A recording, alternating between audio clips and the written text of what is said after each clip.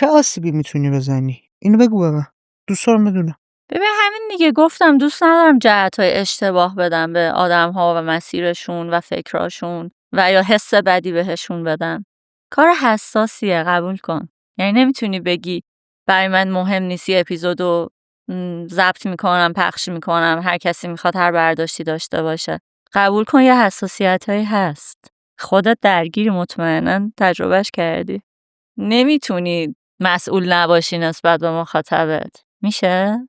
قبل اینکه ضبط کنم اون کار رو دارم انجام میدم دیگه. با انتخاب مهمونم، با تلاشی که برای شناختن موضوع یا مهمان دارم انجام میدم، با بالا نگه داشتن کیفیت تولیدم، با منظم منتشر کردنم.